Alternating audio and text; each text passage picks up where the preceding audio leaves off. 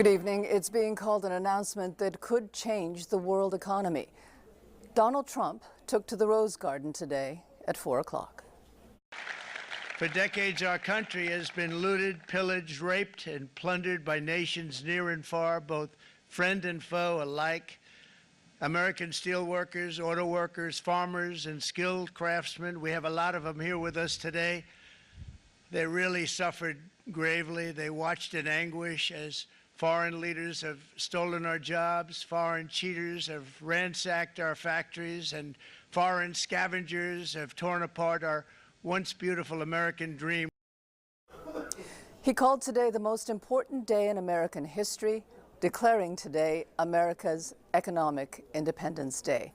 And then he laid out his plan for the tariffs. But Matt, Canada and Mexico weren't among the countries that were on his reciprocal tariff list. No, that's right, Mitsumi. These tariffs are sweeping, affecting dozens of countries around the world. But as you say, Canada and Mexico, for now, do not appear on the list. So what do these tariffs mean?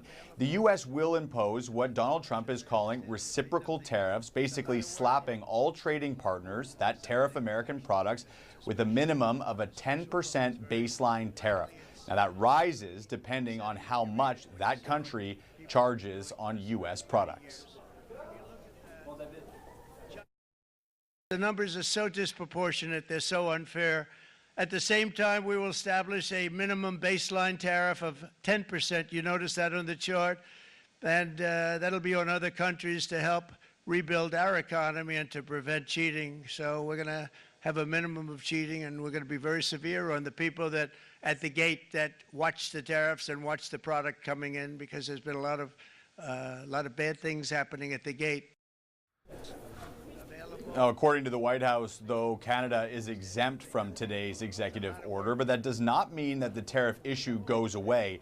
25% tariffs on steel and aluminum remain in effect, and 25% tariffs on foreign-made cars and auto parts go into effect at midnight tonight.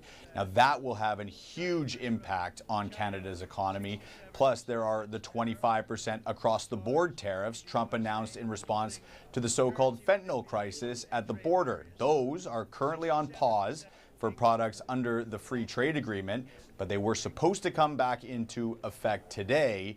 Those are, according to the White House, still on pause. They remain on hold. And the White House says if those tariffs are lifted, Canada would be subject to a 12% reciprocal tariff. Mitsumi. Thanks very much, Matt. Now, Véronique Proulx is the president of the Federation of Quebec Chambers of Commerce. She says there are concerns about how Canada will respond. The export tariffs are hurting our companies who are exporting, but the counter tariffs are really the ones that can really harm our SMEs, our companies, our economy in the different regions of Quebec. Why? Because we're very dependent on importing components, parts in manufacturing that we use in our processes that we use to manufacture in Quebec.